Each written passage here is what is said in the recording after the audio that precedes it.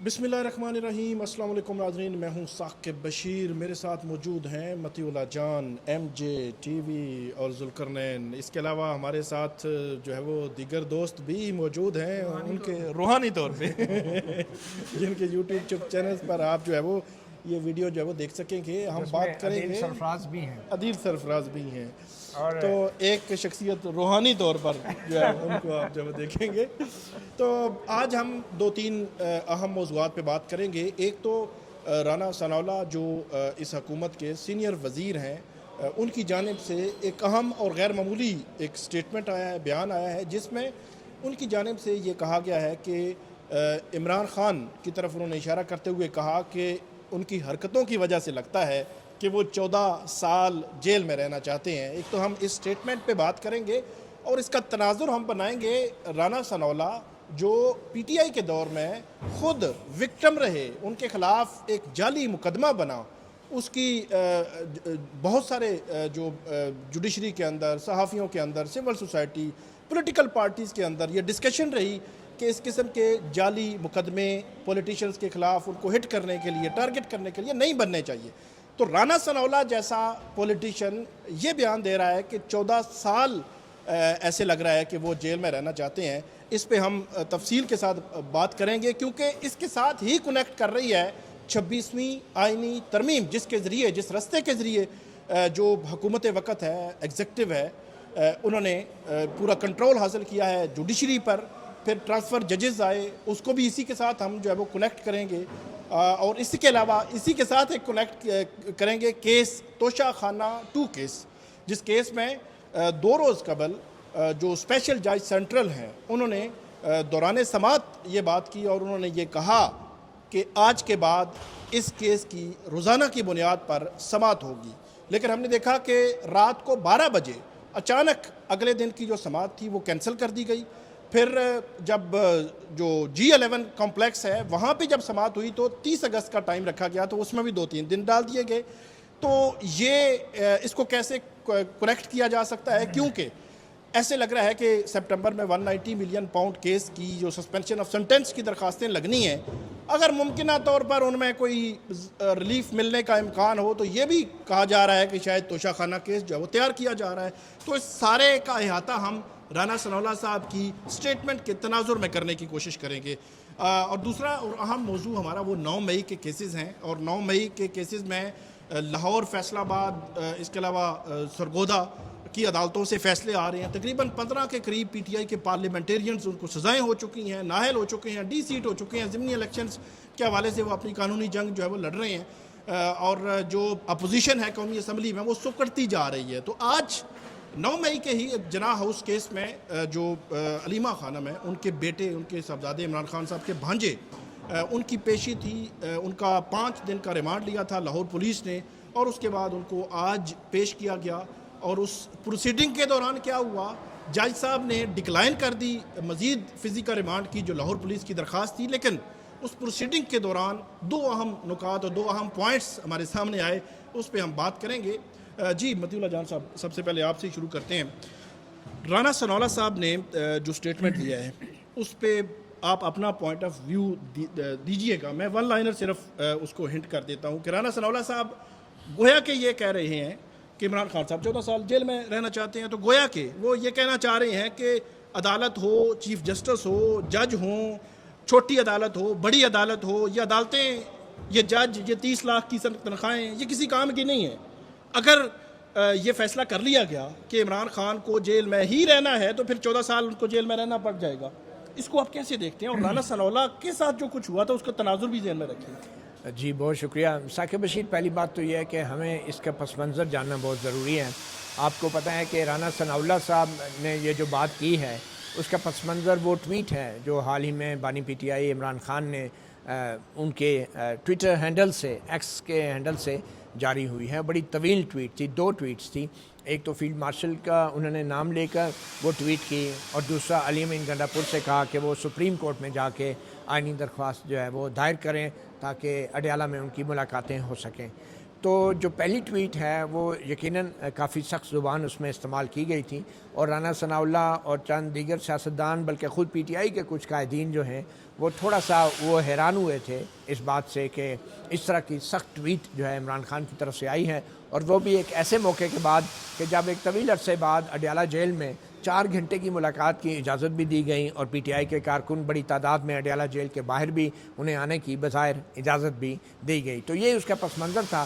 اب یہ جو ان کا کہنا ہے کہ 14 سال تک جیل میں رہنے کا ان کا پلان ہے، یہ بات یقیناً قابل اعتراض ہے، کیونکہ اگر وہ یہ بات کر رہے ہیں تو اس کا مطلب یہ ہے کہ بظاہر جو ٹویٹ عمران خان نے کی ہے وہ ایک ایسا جرم ہے جس میں 14 سال کی سزا ہو سکتی ہے، مگر ہم دیکھتے ہیں کہ عمران خان کی اس میں یا دیگر کیسز میں یا دیگر کیسز جو بھی ہے مطلب رہا نہیں ہو سکتا، مگر میرے خیال میں یہ رد عمل اس ٹویٹ کیا ہے بیسیکلی، مگر ان کو کہنا یہ چاہیے تھا کہ یہ جرم ہے، یہ جو ٹویٹ ہے۔ مگر پھر دیکھیں تو ایسی ٹویٹس تو عمران خان پہلے کئی بار کر چکے ہیں اور تسلسل سے کر رہے ہیں، اور اگر کوئی ایسا جرم تھا تو وہ پہلے ہی ان کے خلاف کچھ نہ کچھ اس ٹویٹس پہ بھی کوئی کارروائی ہو جاتی، مگر ایسی چیز نہیں ہے، کیونکہ مجھے یہ لگ رہا ہے کہ حکومت کو بھی اندازہ ہے اور طاقتور اداروں کو بھی اندازہ ہے کہ الٹیمیٹلی یہ مقدمات جتنے بھی بنائے ہیں ابھی وہ بھی نہیں سمیٹے جا رہے، تو ہم نیا مقدمہ بنا کے کیا حاصل کریں گے؟ تو اب وہ مزید مقدمات کی حد تک تو مجھے لگتا ہے اسٹیبلشمنٹ نے بظاہر ایک ذہن بنا لیا ہے کہ اب مزید مقدمات نئے نہیں بنائے جائیں گے۔ اچھا، دوسری بات یہ ہے کہ رانا ثناء اللہ کی طرف سے یہ کہنا کہ 14 سال کی قید ہو سکتی ہے، رانا ثناء اللہ یہ بات اس لیے کہہ سکتے ہیں کہ جس جھوٹے مقدمے میں ان کو پھنسایا گیا تھا اور ان کی گاڑی سے ہیروئن برآمد کی گئی تھی، اس میں بھی 25 سال تک کی قید ہو سکتی تھی، سزائے موت بھی ہو سکتی تھی، عمر قید کے علاوہ سزائے موت بھی ہو سکتی تھی، مگر کیا ہوا پھر؟ وہ مقدمات میں ان کے سامنے ہے، اور وہ جو سزا تھی وہ بھی رانا ثناء اللہ کو پتہ ہے کہ اگر ہوتی تو کن حالات میں ہوتی، کس کے کہنے پہ ہوتی۔ یہ وہی ججز ہیں، وہی عدلیہ ہے، وہی نظام انصاف ہے، نظام عدل ہے جو اس وقت عمران خان سے متعلق جو ہے سرگرم ہے۔ تو رانا ثناء اللہ ایک لحاظ سے ٹھیک کہہ رہے ہیں کہ جس طریقے سے ان کو جو ہے عمر قید کی سزا ہو سکتی تھی، اسی طریقے سے اب عمران خان بھی ایک قسم کا پھنس گئے ہیں۔ وہ یہ کہنا نہیں چاہ رہے کہ اس ٹویٹ کے جرم کی سزا 14 سال ہے، وہ یہ کہنا چاہ رہے ہیں کہ جو سزا دلوانا چاہتے ہیں وہ بغیر جرم کے بھی دلوا سکتے ہیں، اور اس طرح کی بیان بازی سے وہ 14 سال کی سزا کسی بھی اور مقدمے میں بھی عمران خان کو دلوائی جا سکتی ہے۔ میرے خیال میں ایک حکومت کے مشیر یا وفاقی وزیر کے لیول کا بندہ جو ہے اس کی طرف سے یہ بات کہنا اس بات کو ثابت کرتا ہے کہ عدالتیں جو ہیں وہ ایویڈنس کی بنیاد پہ نہیں، شواہد کی بنیاد پہ نہیں، بلکہ ملزم کے سخت رویے کی بنیاد پہ اور حکومت کے مطلب مرضی کے خواہش مرضی اور منشا کے مطابق سزائیں سنا رہی ہیں۔ اور اس کی ایک مثال جو ہے وہ دیکھ لیں آپ، یہ جو 9 مئی کے مقدمات میں 10 سال قید کا باٹا ریٹ ہے، اور سینکڑوں کی تعداد میں کارکنوں کو وہ میں سن رہا تھا کہ وہ کہتے ہیں کہ جو ملٹری کورٹس کو ہم کوئی جو ہے وہ یہ نہیں کہتے کہ ملٹری کورٹس میں سویلینز کے ٹرائل چلنے چاہیے، لیکن جن کو ملٹری کورٹس میں سزائیں ہوئی ہیں ان میں 40 لوگ رہا ہو چکے ہیں، کچھ کی 2 سال 3 سال سزائیں تھی، وہ 3 سال والے بھی قریب لگے ہوئے ہیں جن کی مکمل ہونے کے بعد وہ باہر آ جائیں گے۔ تو یہاں تو 10 سال سزا ہے، اور اپیل میں جو سسپینشن ہوتی ہے وہ 10 سال یا 14 سال کی سسپینشن ہونے کے کم امکانات ہوتے ہیں۔ تو آپ دیکھ لیں، اگر یہ بیان اگر کوئی آپ اندازہ کریں برطانیہ یا امریکہ کا کوئی حکومتی عہدیدار دیتا تو وہ اب تک استعفیٰ دے چکا ہوتا ہے، اس بیان کے اوپر اتنا طوفان آتا۔ نہیں استعفیٰ تو کہاں، مطلب یہ کون سی بات ہے؟ وہ تو استعفے اصولوں پہ دیے جاتے ہیں، مگر اس صورت میں کہ عہدوں پہ بھی اصولوں کے جی نہیں وہ اصول بھی اس وقت یاد آتے ہیں جب ان کے ساتھ کچھ، رانا ثناء اللہ کے ساتھ کچھ ہوا تھا تو ان کو اصول یاد آ گیا تھا، لیکن اب ان کو اصول شاید جو ہے وہ اچھا رانا ثناء اللہ کی بات جو میں سمجھاؤں، اب اصولوں کی وصولی ہو چکی ہے۔ رانا ثناء اللہ صاحب کی جو بات میں سمجھاؤں ذاتی طور پہ، وہ جنرلی ایک بات کر رہے ہیں کہ عمران خان 1 سال 2 سال بعد نہیں بلکہ 14 سال بعد یا 10 سال یا 12 سال کے بعد باہر آنا چاہتے ہیں۔ وہ اسپیسیفک کیس اسپیسیفک اس کی بات شاید نہیں کر رہے، اور وہ ان کا سخت رویہ ہے، اس رویے کی طرف اشارہ کر رہے تھے۔ تو پھر بات وہی ہے کہ جو بھٹو کا کیس تھا 40 سال پہلے جو کچھ اس کیس کے ساتھ ہوا، تو کیا آج کے جو کیسز ہیں، کیا fairness, fair trial, article 10A، وہ ساری چیزیں آج نہیں دیکھی جانی چاہیے؟ اور پیپلز پارٹی حکومت میں ہے، نون لیگ حکومت میں ہے، یہ خود کل روتے رہے ہیں کہ ہمیں فیئر ٹرائل نہیں مل رہا، تو آج ان کے مخالف بندہ جو جیل میں ہے ان کے اس کے حوالے سے اس قسم کی باتیں جو کی جا رہی ہیں۔ میں یہ بتاؤں کہ مجھے افسوس اس بات کا بھی ہے کہ رانا ثناء اللہ کے اندر مجھے چھوٹا سا ایک فیصل واڈا بھی نظر آ گیا اس بیان سے۔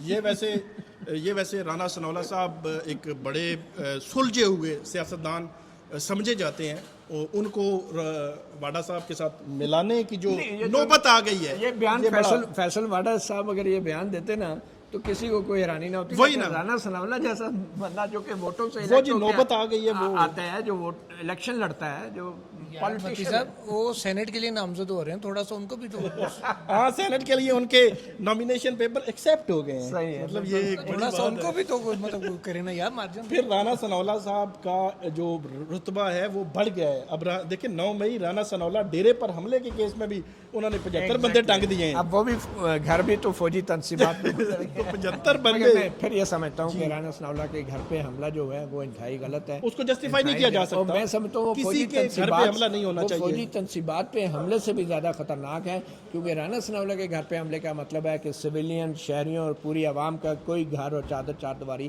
محفوظ نہیں ہے. اچھا مطلب ایک چیز رانا صاحب کے اسٹیٹمنٹ سے پہلے قانونی ایک بات کرتے ہیں. حملہ تو یہ تو ہم اخلاقی طور پہ کہہ رہے ہیں کہ واقعی کسی کے گھر پہ نہیں ہونا چاہیے، پرائیویٹ گھر ہے، لیکن ایک پرائیویٹ اینٹی ہے، پرائیویٹ پراپرٹی رانا صاحب کی ہو، میری ہو، آپ کی ہو، سب کی برابر ہے.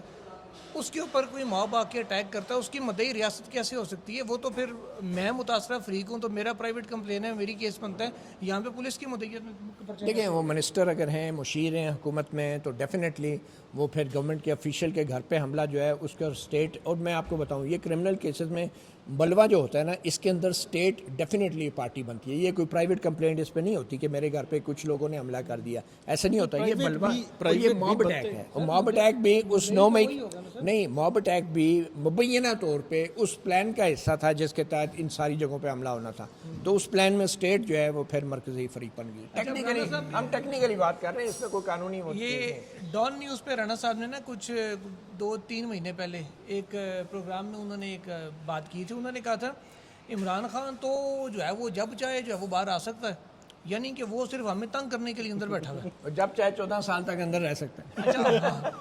اچھا انہوں نے تو گویا یہ پہلے ہی کہہ دیا تھا کہ یار وہ تو ہمیں تنگ کرنے کے لیے اندر بیٹھا ہے، وہ جب چاہے معافی مانگ کے یا وہ طریقہ کار جو سب کو آتا ہے جس کے تحت لوگ آئے ہوئے ہیں وہ بھی اختیار کر کے آرام سے باہر آتے ہیں، وہ صرف اندر بیٹھ کے ہمیں تنگ کر رہے ہیں. اچھا ذوالقرنین یہ بتائیے گا، جانب سے اب یہ کہنا کہ جی یہ عمران خان کے جو ارادے ہیں لگتا ہے کہ 14 سال باہر نہیں آنا چاہتا، تو وہ دراصل یہ بتا رہے ہیں کہ کوئی عدالتوں والا کھاتا کوئی نہیں ہے، آپ معاملہ کہیں اور سیدھا کریں تو آپ کے سارے کام سیدھے ہو جائیں. سارے کام سیدھے ہو جائیں گے. یہ بتائیں سر کہ 2 سوال ہیں میرے. ایک تو علی امین گنڈا پور سپریم کورٹ پھر آ گئے ایک دفعہ، پھر جناب پتہ نہیں پاور آف اٹارنی پہ سائن نہیں ہوئے. یہ سب سے پہلے تو ایران کو یہ معاملہ تھا، حالانکہ ان کو ہائی کورٹ جاتے تو ہو سکتا ہے ہائی کورٹ سے بھی یہ ریلیف مل سکتا تھا، لیکن کیونکہ عمران خان نے کہہ دیا سپریم کورٹ آ گئے.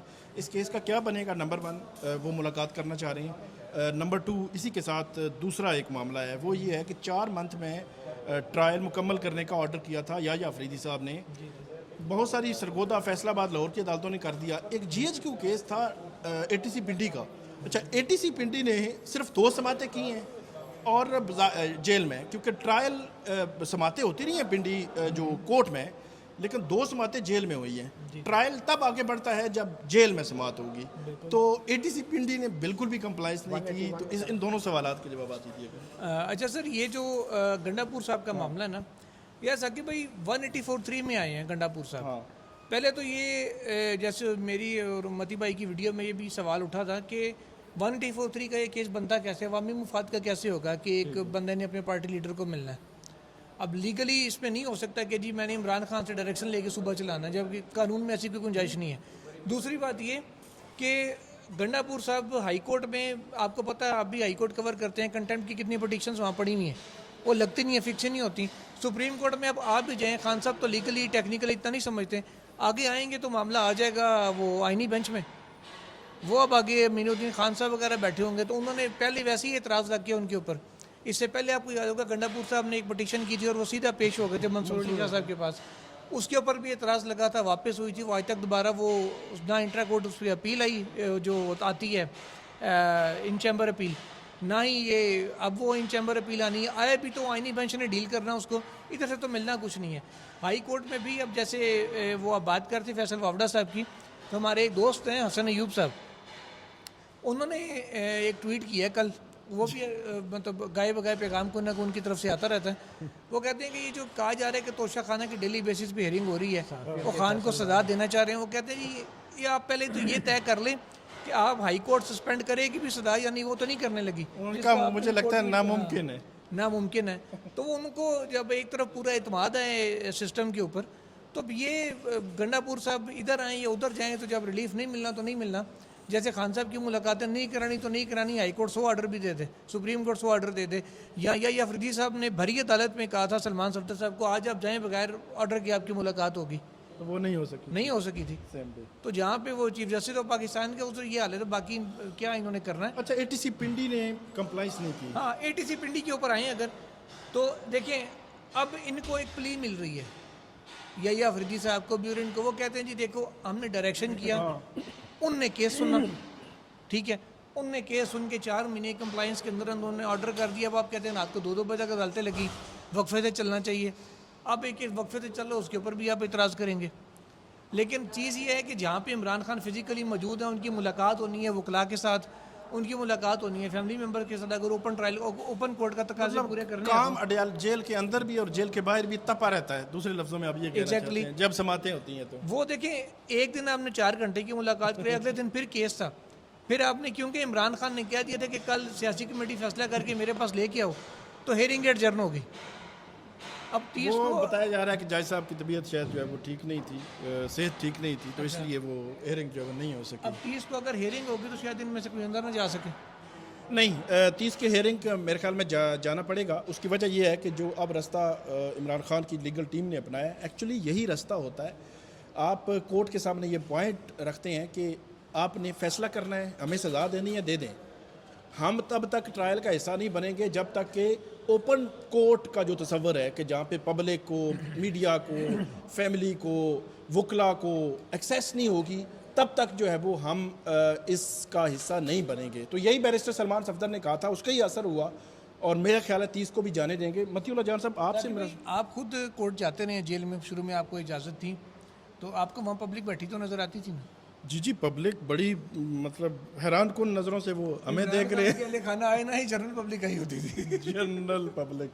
متی صاحب, توشہ خانہ 2 کیس جج صاحب نے کہا کہ ڈے ٹو ڈے چلے گا, پھر سماعت نہیں ہو سکتی. اچھا ایک سیکنڈ ثاقب, آپ علی مین گنڈا پور جو سپریم کورٹ میں آئے ہیں 1843 کے تحت, میں یہ سمجھتا ہوں کہ وہ اگر آئے ہیں تو ایڈوکیٹ جنرل خیبر پختونخوا ان کو اسسٹ کر رہے ہیں. اس کا مطلب یہ ہے کہ علی مین گنڈا پور جو ہے بطور علی مین گنڈا پور پی ٹی آئی رہنما نہیں بلکہ چیف منسٹر خیبر پختونخوا کے طور پہ یہاں پہ پٹیشنر ہیں. اور اگر وہ چیف منسٹر خیبر پختونخوا کے طور پہ یہاں پٹیشنر ہیں تو پھر 1843 کے اس کلاؤز کے تحت ان کو آنا چاہیے کہ جہاں پہ صوبوں کے درمیان یا وفاق اور صوبوں کے درمیان جو ڈسپیوٹ ہوتا ہے اس کے حل کے لیے آپ سپریم کورٹ میں آتے ہیں. وہ 184(1) جو ہے اس کے تحت صوبوں کے درمیان ڈسپیوٹ ہو یا وفاق یا صوبے کے درمیان ڈسپیوٹ ہو تو ڈائریکٹلی سپریم کورٹ میں 184(1) کے تحت آپ آ سکتے ہیں. تو میں یہ سمجھتا ہوں کہ 1843 جس میں پبلک انٹرسٹ کی بات آ جاتی ہے, کوئی بھی پولیٹیشین آ سکتا ہے, اس کی بجائے یہ آفیشلی صوبوں کے درمیان اس کو ڈسپیوٹ کنسیڈر کیا جانا چاہیے. اور ڈسپیوٹ ہے بھی, ایک صوبے کی ایک پارٹی کی حکومت ہے, اس پارٹی کا جو ہیڈ ہے, سربراہ ہے, وہ جیل میں ہے, اور اس صوبے کی حکومت یہ چاہتی ہے کہ اس سے مشورہ کر کے وہ اپنے حکومت کے معاملات چلائے, اور صوبے کی حکومت کو اس کے وزیر اعلیٰ کو رسائی نہیں دی جا رہی اس کی پارٹی کے حکمران جماعت کے سربراہ سے ملاقات کی, تو that is a dispute between provinces, inter provincial بھی ہے اور پروونس اور وفاق کے بیچ میں بھی ہے. تو میں یہ سمجھتا ہوں کہ پنجاب کو اور وفاقی حکومت کو پارٹی بنا کے خیبر پختونخوا کی حکومت کو 184(1) کے تحت سپریم کورٹ میں آنا چاہیے, اور سپریم کورٹ کو اس بات کو ڈیسائیڈ کرنا چاہیے کہ کیا آئین کے تحت نمبر 1 کیا صوبے کی حکومت یا وزیر اعلیٰ جو ہے اس طرح کسی بھی ملزم سے, چاہے وہ اس کا پارٹی لیڈر ہے کچھ, وہ رسائی لے سکتی ہے, مگر کیا اس ملزم کا تعلق جو ہے اگر وہ سزا یافتہ ہے لٹ سے, تو کیا اس سے مشورہ کر کے حکومت چلانا ایک جواز بن سکتا ہے, یا پھر وہ جو پارٹی کا لیڈر ہے کیا اس تک رسائی جو ہے وہ لازمی ہے ایک صوبے کی حکومت کے لیے. جو بھی معاملہ ہے اس کو تشریح کریں, آئین کے مطابق اس کا فیصلہ کریں, لیکن محض مفاد عامہ کے تحت آ جانا اور پھر معاملہ اگر آئینی بینچ کے سامنے جانا بھی ہے تو میرے خیال میں یہ 184(1) کے تحت جانا ہے. آئی ڈونٹ نو 26ویں آئینی ترمیم کے بعد 184(1) کے تحت جو ہے یہ معاملات آئینی بینچ کے سامنے جائیں گے یا ریگولر بینچ کے سامنے. میرے خیال میں یہ ریگولر آئینی بینچ میں ہی وہ انہوں نے رکھا ہوا جائے گا, کیونکہ وہ اسے صوبوں کے تنازع پیدا بھی کرنے تھے. مطلب بھائی آپ بہت سادے ہیں ویسے. آئینی بینچ نے آلموسٹ سال ہونے والا ہے ان کو بنے ہوئے, آئینی بینچ نے 8-9 مہینے میں 10 مہینے میں کتنی تشریحیں کر لی ہیں کہ وہ اس کی کر دیں گے؟ آج تک وہ مجھے بتا دیں جس میں آئینی بینچ نے کوئی آئینی تشریح کی ہو. 9 مہینے ہو گئے ہیں آئینی بینچ کو. تو 9 مہینے بھی دے تشریح باہر نہیں آنی تو پھر اب دیکھیں نا یہ میرے سامنے آئی ہے آرٹیکل 184(1). اس میں کلیئرلی لکھا ہے کہ the supreme court shall to the exclusion of every other court have original jurisdiction in any dispute between 2 or more governments. اس کا مطلب یہ ہے کہ صوبوں کے بیچ بھی اور صوبے اور وفاق کے بیچ بھی اگر کوئی ڈسپیوٹ ہوتا ہے تو سپریم کورٹ کی اوریجنل جورسڈکشن بنتی ہے کہ وہاں پہ ڈائریکٹلی آپ آ سکتے ہیں. میں سمجھتا ہوں کہ علی امین گنڈا پور کو بطور چیف منسٹر، بطور خیبر پختونخوا سپریم کورٹ میں پنجاب کو اور وفاق کو فریق بنا کے یہاں آنا چاہیے. تو اس کی لیگل ٹیم کو بالکل پتہ نہیں. I don't know, advocate general کو چاہیے کہ وہ اس کے اوپر ان کو ضرور اس کو کنسیڈر کریں اور مشورہ دیں، کیونکہ 184(3) کی پٹیشن تو ویسے ہی ہے نا کہ جیسے علی امین گنڈا پور کر رہا ہے اور یہ کوئی چیف منسٹر نہیں ہے. ایک اہم ڈیولپمنٹ ایک اور ہوئی آج راولپنڈی میں انسداد دہشت گردی عدالت میں. عمران خان کے یہ سپٹمبر اکتوبر نومبر پچھلے سال 2024 کے 7 کیسز تھے. جس وقت سپریم کورٹ سے 8 کیسز میں ضمانت ہوئی تھی تو ایک بحث چل پڑی تھی کہ ایک کیس 190 ملین پاؤنڈ کیس بچ گیا ہے، لیکن 7 کیسز وہ بھی تھے جن کی طرف شاید پی ٹی آئی کی لیگل ٹیم کا بھی دھیان نہیں تھا. تو آج عمران خان کی ضمانتیں جو ہے وہ ان کیسز میں دائر کی گئی ہیں. 190 ملین پاؤنڈ کیس ابھی لگا نہیں ہے. آگے بڑھتے ہیں متی صاحب. آج لاہور میں جنا ہاؤس جو کیس ہے اس کیس میں آج جو شیر شاہ ہے، عمران خان کے بانجے ہیں اور علیمہ خان کے بیٹے ہیں، ان کو پیش کیا گیا اور جو پولیس ہے اس نے کہا 30 دن کا ریمانڈ چاہیے. نمبر 1 پولیس نے کہا یہ ڈنڈا ہم نے برآمد کر لیا ہے. مطلب 27 ماہ کے بعد یہ بہت بڑی کامیابی ہے. یہ پنجاب حکومت کی کامیابی آپ سمجھیں کہ پنجاب پولیس کی ہے یا وفاقی حکومت کی؟ مطلب شہباز شریف صاحب کی بھی کامیابی بنتی ہے کہ ڈنڈا برآمد کر لیا گیا ہے. 27 ماہ کے بعد ڈنڈا برآمد کر لیا گیا ہے. اور سے تو مدد نہیں لی انہوں نے. ہاں یہ مطلب دیکھنا پڑے گا. تو اس کے علاوہ ان کا فوٹوگرامیٹری ٹیسٹ کروایا ہے شیر شاہ کا. فوٹوگرامیٹری ٹیسٹ یہ ہوتا ہے کہ ویڈیو میں نظر آنے والا بندہ جو ہے وہ وہی ہے جو نظر آ رہا ہے یا اس میں کوئی ایڈیٹنگ تو نہیں ہے. اس کے علاوہ جو پولیس ہے اس کی جانب سے کہا گیا کہ ان کے سوشل میڈیا اکاؤنٹس کی تفصیلات ہم نے کلیکٹ کرنی ہے ابھی، اور اس لیے انہوں نے کہا کہ ہمیں اور ان کا موبائل فون اور ماسک، انہوں نے کہا ماسک بھی ہم نے ابھی ان سے ریکور کرانا ہے. تو بہرحال عدالت نے ان کو ریمانڈ نہیں دیا، فزی کا ریمانڈ نہیں دیا اور ان کو جوڈیشل پر جیل بھیج دیا. ان کی ضمانت بھی دائر ہو گئی، اس میں میرے خیال میں نوٹس بھی 2-4 دنوں کے لیے ہو گئے ہوں گے.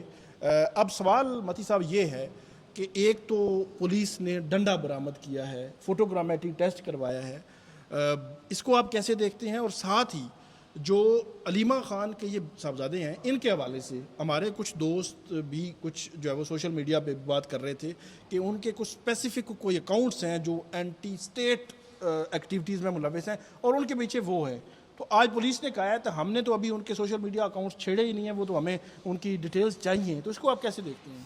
دیکھیں ثاقب، پہلی بات تو یہ ہے کہ ہم نے دیکھنا ہے کہ شہریار بتا رہے نا نام شیر شاہ صاحب پہ الزام کیا ہے. کیا الزام جو ہے وہ ڈنڈا لہرانے کا ہے یا کچھ اور لہرانے کا ہے یا کسی اور کو کچھ اور پکڑانے کا ہے؟ تو یہ ہمیں دیکھنا ہے. اور کیا پھر ڈنڈا ہی اس کیس میں ایویڈنس بنتا ہے یا جو کچھ لہرایا گیا، جو لٹکایا گیا یا پکڑایا گیا وہ بھی ایویڈنس کے طور پہ پیش ہونا چاہیے. پہلی بات تو یہ. اگر وہ پیش نہیں کرنا چاہ رہے تو آبویسلی مجھے لگتا ہے کہ پھر پولیس جو ہے تھوڑا سا صرف ڈنڈے تک اپنے آپ کو محدود رکھے گی اور اس سے ان کا اپنا کیس کمزور ہوگا. مگر افسوس اس بات کا ہے اور ستم ظریفی یہ دیکھیں کہ اگر انہوں نے اس ڈنڈے کے علاوہ کچھ پیش کرنے کی کوشش کی تو پھر بیانیہ بھی کمزور ہوگا اور کیس بھی کمزور مزید ہو سکتا ہے. اس میں پھر مذاق بھی بننے کی توقع ہے. تو میرا یہ خیال ہے کہ اس پہ ایگزیکٹ الزام کو اگر آپ نے ثابت کرنا ہے تو پھر سارے کے سارے شواہد پیش کرنے چاہیے، صرف ڈنڈے سے کام نہیں چلے گا. اور وہ جو ہے مجھے لگتا ہے پولیس گریزہ ہیں وہ پیش کرنے سے. پھر کیونکہ جو کچھ مزید بھی پیش کیا جائے گا تو کون کس کی تحویل سے کیا برآمد ہوا، کون سی شے کس کے استعمال تھی، پھر ساروں کو بلا کے ان پہ جرح ہو سکتی ہے. تو میرے یہ خیال ہے کہ اس کیس کے اندر تھوڑا سا پولیس خود بھی پھنسی ہوئی ہے. 5 دن کا ریمانڈ تھا، انہوں نے پیغام دینا تھا، میسج دینا تھا. سوال سمپل سا تھا کہ 27 ماہ بعد کیوں گرفتاری کی ہے؟ طلال چودھری سمیت حکومتی کوئی وزیر بھی اس کا جواب نہیں دے سکا کہ 27 ماہ بعد آپ نے کیوں گرفتاری کی. میرے خیال میں وہ بیرون ملک نہیں چلے گئے تھے، آنا جانا وہ کہہ رہے ہیں ٹھیک ہے نا، آنا جانا لگا ہوا تھا وہ بیچ میں بیرون. یا ایک اور ہوتا ہے نا کہ کسی کو ملزم بنانا ہے، عدالت کے سامنے اس کے وارنٹ لیے جاتے ہیں، اشتہاری قرار دے دیا جاتا ہے، کہیں کو لکھت پڑھت ہوتی ہے نا. انہوں نے کہا ہے 22 اگست 2025 کو ایک گواہ نے بیان دیا ہے کہ یہ بندہ بھی ملوث تھا، اس گواہ کے بیان پر جو ہے وہ اس کو ڈالا گیا ہے. یہ آپ کو یاد ہے نا کہ یہ گرفتاری ہے سپریم کورٹ میں جو 8-9 مئی کے مقدمات میں عمران خان کی ضمانت کی جو تھی اس کے فوراً بعد یہ گرفتاری ہوئی، ٹھیک ہے. اور وہ بظاہر یہ شو کیا گیا تھا کہ یہ ایک رد عمل ہے سپریم کورٹ کے 9 مئی کے کیس میں عمران خان کے 8 مقدمات میں ضمانت کا ایک رد عمل ہے. تو تاثر یہ بھی مل رہا تھا کہ شاید یہ پیغام بھی دیا جا رہا تھا حکومت یا اسٹیبلشمنٹ کی طرف سے کہ 9 مئی کے اوپر اسٹیبلشمنٹ اپنے بیانیے پہ قائم ہے، اس کے بیانیے میں کوئی لچک نہیں ہے، کوئی اس پر سمجھوتا نہیں ہوگا، اور اس لیے ایک رد عمل کے طور پہ انہوں نے یہ گرفتاریاں کی اور پی ٹی آئی کو یہ پیغام دیا کہ 9 مئی کے حوالے سے ابھی بھی ہم پیچھے نہیں ہٹے، جو لوگ گرفتار نہیں ہوئے تھے انہیں بھی گرفتار کر کے ہم سزائیں دلوائیں گے. تو اب دیکھیں 5 دن کے ریمانڈ کے بعد اب جو ان کے خلاف کیس بنا ہے، مجھے تو یہ لگتا ہے کہ اس سے متعلق میرے خیال میں یہ وہی ہے نا کہ جو حسان نیازی جو ہیں حفیظ اللہ نیازی کے بیٹے کے ساتھ ویڈیو میں پائے گئے تھے اور ان پہ بھی جو الزام تھا وہ آپ کو پتہ ہے فوجی عدالت میں ان کو سزا بھی ہو چکی ہے. معلوم نہیں فوجی عدالت میں وہ سارے شواہد پیش ہوئے کہ نہیں، مگر پھر بھی بات یہ ہے کہ ان کے خلاف کیا شواہد پیش ہوں گے یہ بھی اب دیکھنے کی بات ہے. کہ حسان نیازی کے کیس میں ان کو 10 سال قید کی سزا ہو چکی ہے اور 27 مہینے کے بعد اب ان کو جو آپ کہہ رہے ہیں گرفتار کیا جا رہا ہے، تو یہ کتنا مضبوط کیس ہے؟ کیا یہ اوریجنل ایف آئی آر میں نامینیٹڈ تھے؟ یہ اب مجھے فیکچولی اس کا اگر اوریجنل میں 22 مجھے جو بتایا گیا ہے، جو بیرسٹر تیمور ملک ہیں جو کمرہ عدالت میں موجود تھے، انہوں نے کہا ہے کہ 22 اگست کو، مطلب جس دن ان کا بھائی جو ہے وہ گرفتار ہو کے پیش ہوا تھا، اسی دن کسی اور ملزم نے کو بیان دیا، تو اس بیان کی روشنی میں اس کی گرفتاری ضمنی بیان کی روشنی میں ہوا. تو بہرحال میں تو یہ سمجھتا ہوں کہ یہ کوئی ڈیو پروسیس نہیں ہے، یہ بڑا ہی ایک میلافیڈے پروسیس ہے. اور اگر آپ یہ دیکھیں کہ اگر کسی شخص کو آپ جرم کرتے دیکھتے بھی ہیں، حتیٰ کہ ثاقب آپ کو بھی پتہ ہے دنیا کا یہ ایک اصول ہے کہ اگر کوئی جج بھی کسی کو قتل کرتے دیکھ لے نا تو وہ جج وہاں کھڑے کھڑے اس کو سزائے موت نہیں سنا سکتا، اور وہ جج وہ کیس سن ہی نہیں سکتا. مطلب اس حد تک سختی ہے ڈیو پروسیس کے لیے کہ اگر آپ اپنی آنکھوں سے جج بھی دیکھ لیں تو عدالت اس کو صرف جج کے گواہی کے اوپر سزائے موت نہیں سناتی. جج وہ کیس نہیں سنے گا، جج کٹہرے میں کھڑا ہوگا، گواہی دے گا، جرح ہوگی، دیگر شواہد ہوں گے، فورینسک ہوگی، لیب رپورٹس ہوں گی، تب جا کے اس کو سزائے موت ہوگی کہ اس نے قتل کیے، باوجود اس کے کہ ساری دنیا بھی اس کو کیوں نہ دیکھ لے. تو بات یہ ہے کہ یہ جو آپ نے گرفتاری ڈالی ہے 27 مہینے کے بعد، اس کو پھر ثابت کرنے کے لیے یہ سارا ڈیو پروسیس تو پورا کرنا پڑے گا نا، چاہے ویڈیو میں بھی ہے، ویڈیو میں نظر بھی آ رہے ہیں اگر، تو بھی آپ کو وہ چیزیں ویڈیو سمیت جو ہے عدالت میں ثابت کرنی ہوگی. سارا جھگڑا ہی یہی ہے 9 مئی کے کیسز میں کہ یقیناً اس میں سے دیکھیں 70% لوگ جن کے اوپر الزام ہے، میں سمجھتا ہوں کہ وہ شامل بھی ہوں گے، لیٹ سے مان بھی لیا، لیکن ان کو اس وقت تک سزا نہیں دی جا سکتی جب تک شواہد کے ساتھ ان کا یہ جرم ثابت نہ ہو جائے، چاہے وہ سی سی ٹی وی ہوں، چاہے ان کا سوشل میڈیا اکاؤنٹس ہوں. اور جہاں تک سوشل میڈیا اکاؤنٹس کا تعلق ہے اس میں کیا وہ تو پبلک ہے، وہ تو پولیس دیکھ رہی ہے، اور وہ یہ تو نہیں کہہ رہے کہ یہ میں نے پوسٹ نہیں کی، یہ میرا پکچر نہیں میں نے ڈالی، یہ میں نے پیغام نہیں دیا. وہ اگر ڈس اون کرتے ہیں پھر جب وہ مان رہے ہیں تو پھر آپ کو مزید یہی جج نے بھی یہی لکھا ہے، اور بہت شفافیت کی آپ بات کر رہے ہیں. آج کل تو پنجاب کے فیصلے آ رہے ہیں، آپ نے خود پڑھے ہیں، اب دونوں نے بیٹھ کے پوسٹ مارٹم کی ہیں، ہم لوگوں نے بھی فیصلے رپورٹ کی ہیں. یہ سارا پروسیس آپ کو اس میں کہیں نظر آیا؟ اس میں جو آج کل تو پنجاب میں سی سی ڈی کا زمانہ ہے، تو سی سی ڈی کے اثرات ہمیں عدالتوں میں بھی نظر آنے شروع ہو گئے ہیں. اس کی ایک وجہ ہے، آخری بات کریں گے کہ اس کی ایک وجہ ہے کہ جو فیصل آباد لاہور کی ATC کورٹس نے یہ فیصلے دیے ہیں. اچھا، میں نے یہ چیزیں کچھ ججز تھے جو ڈسٹرکٹ جوڈیشری کے، ان سے ڈسکس کیا. میں نے کہا کہ اس قسم کے کیس میں آپ کیا کرتے ہیں جب آپ کے سامنے ایک گواہ آتا ہے، وہ گواہ 10 بندوں کے خلاف گواہی دیتا ہے، آپ یہ کہتے ہیں 2 کے خلاف گواہی جھوٹی ہے اس کی اور 8 کے خلاف گواہی جو ہے وہ اس کی سچی ہے. وہ کہتے ہیں بالکل اس کی گواہی نہیں تسلیم کی جاتی، اس کی 2 کے خلاف جھوٹی ہے نا، تو 8 پہ بھی مشکوک تصور ہوتی ہے. عدالتی یہ مطلب لا ہے، سیٹل لا ہے. 2019 کی کوئی ججمنٹ کا کوئی حوالہ دے رہے تھے جسٹس آصف سعید کھوسہ کی کوئی ججمنٹ. تو صورتحال یہ ہے کہ فیصل آباد سے لے کر لاہور سے لے کر سرگودا تک فیصلے یہ آ رہے ہیں، اور پارلیمنٹیرینز کو، سٹنگ جو اپوزیشن لیڈر ہیں جن کی موجودگی بھی نہیں تھی، کہ آپ 2-3 کی حد تک جو ہے وہ انہی گواہوں کو تسلیم کر رہے ہیں کہ یہ سچے ہیں، جھوٹے ہیں، اور باقی 8-10 کی حد تک کہہ رہے ہیں کہ نہیں یہ جو ہے وہ گواہی جو ہے وہ ان کی تسلیم کی جا سکتی ہے. مطلب فواد چودھری, زین قریشی, شاہ محمود قریشی, میں یہ نہیں کہہ رہا کہ انہوں نے ڈیفینس دیا ہے تو ان کو بھی لٹکانا چاہیے, لیکن ان کی حد تک تسلیم کر لیا, باقیوں کی حد تک تسلیم نہیں کیا. زرتاج گل نے گواہ پیش کیا ادھر ڈی جی خان سے, اس کے گواہ کو تو تسلیم انہوں نے نہیں کیا, انہوں نے کہا نہیں جی آپ کا بنتا نہیں ہے, سی ڈی آر یا اس قسم کی باقی چیزیں. تو یہ وہ چیزیں ہیں جو جب ہائی کورٹس میں یا سپریم کورٹ میں یہ کیسز جب آئیں گے, ٹرائل کورٹس کے فیصلے کھلیں گے, یہ ساری فائلیں کھلیں گی, تو میرا خیال میں پھر شرمندگی کا سامنا کرنا پڑے گا. آپ یہ دیکھ لیں کہ یہ جو عدالتی عمل آپ بتا رہے ہیں اور جس ڈیو پروسیس کی میں بات کر رہا ہوں, اس کی اتنی خلاف ورزی ہو رہی ہے کہ خود پولیس کا محکمہ جو ہے اب عدالتوں پہ اعتبار نہیں کرتا. اور یہی وجہ ہے کہ جو آپ نے نام لیا سی سی ڈی کا, میں تو سمجھتا ہوں یہ کرائم کنٹرول ڈپارٹمنٹ نہیں ہے, یہ کنٹرولڈ کرائم ڈپارٹمنٹ ہے. مطلب کہ جو کام گورنمنٹس کرتی ہے نا ان کو کنٹرولڈ ایکٹیویٹی کہتے ہیں. تو یہ کنٹرولڈ کرائم ڈپارٹمنٹ ہے, یہ وہ ڈپارٹمنٹ ہے جو کرائم کر رہا ہے بظاہر, کیونکہ ابھی تک تسلسل سے پولیس مقابلوں کی جو خبریں آ رہی ہیں, ہائی کورٹ میں جسٹس عالیہ نیلم چیف جسٹس نے ایک کیس میں نوٹس لیا, فائل لے کے بیٹھ گئی, دوبارہ وہ کیس لگا ہی نہیں ہے. آئی جی سے رپورٹ طلب کی تھی, وہ رپورٹ کیا ہوئی پنجاب کے آئی جی کو جو طلب کیا تھا, کیا ہوا اس رپورٹ کا؟ لوگ ہر روز مارے جا رہے ہیں. اس کا مطلب ہے مانتی نہیں ہے, وہ کہتے ہیں جی وہ اپنے ساتھی کی فائرنگ سے ہی مارا گیا. دیکھیں یہ ساتھی جو ہے نا ان کو پولیس میں بھرتی کر لیں, وہ اتنے ماہر ہیں. جاتے جاتے اینڈ میں ایک سوال ہے, فرض کریں تمام ایویڈنس شیر شاہ کے خلاف پیش ہو جاتا ہے, سارے ایویڈنس آگے, کوئی چیز چھوڑی نہیں پولیس نے, اور فرانزک بھی ہو گیا, سب کچھ ہو گیا, اور وہ سزا سے ایک دن پہلے یا 1 گھنٹہ پہلے پریس کانفرنس کر کے عمران خان سے علیحدگی اختیار کر لیتے, کہتا جی میں مامے نو آگ کرتا ہوں. یہ بڑا عام سوال ہے ویسے. بالکل نہیں, میرے خیال میں تو ماما بہت خوش ہوگا. اور شیر شاہ کو جو ہے وہ آزادی بھی مل جائے گی, ضمانتیں بھی ہو جائیں گی. نواز شریف صاحب کی میٹنگ کی بھی کوئی خبر ہے یار, وہ ذوالقرنین صاحب سے لینا کیا ہوا ہے؟ سر نعیم اشرف بٹ صاحب جو ہمارے بڑے زبردست لاہور کے انویسٹیگیٹو رپورٹر ہیں, انہوں نے سٹوری دی ہے. وہ کہتے ہیں کہ شہباز شریف صاحب نے اور مریم نواز صاحبہ نے بریف کیا ان کو کہ جی بڑی ٹھانگا گلی, سر ٹھانگا گلی, ٹھنڈی گلی میں. انہوں نے کہا جی بڑا بہترین معاملات ہمارے چل رہے ہیں. میاں صاحب نے کہا جی ٹھیک چل رہے ہیں تو کنٹینیو رکھو, پھر کی موت پہ یہ معاملات بڑی بات ہے, مطلب فیصلے میاں جن کے بارے میں کہا تھا کہ بڑی شدید مزاحمت, میاں صاحب غصے میں آ گئے ہیں تو سی ٹی لیک کرتے رہتے ہیں, گیس تھوڑی سی تاکہ پریشر نہ. وہ آپ کیا لفظ استعمال کرتے ہیں, لاسٹک کا وہ اصل نے وہ سب سے پہلے ادھر سپریم کورٹ میں یہ لفظ استعمال کیا تھا. وہ یہی تھا کہ نواز شریف صاحب کو ایسا انہوں نے نتیجہ دیا ہے مانسیرا سے فارغ کر کے لاہور سے دیکھیں کہ وہ ایک ایسا لاسٹک کا پاجامہ ہے کہ وہ کسی وقت بھی ہلکا سا پکڑ کے نیچے کیا جا سکتا ہے. تو وہ بچے, آپ نے ویڈیوز دیکھی ہوگی, بچے لاسٹک کا پاجامہ پہن کے ایک سائیکل چلا رہا ہوتا ہے, پیچھے اسے دوسرا دھکا دے رہا ہوتا ہے, جو دھکا دے رہا ہوتا ہے اس کا لاسٹک کا پاجامہ بار بار نیچے گر جاتا ہے.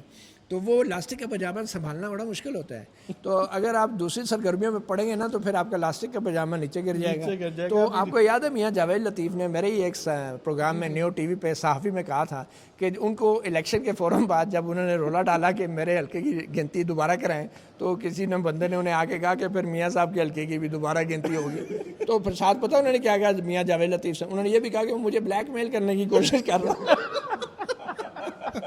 مطلب میاں صاحب تو ہلکا نہیں کھولنا. مطلب اب آپ سمجھ گئے ہوں گے لاسٹک کا پاجامہ.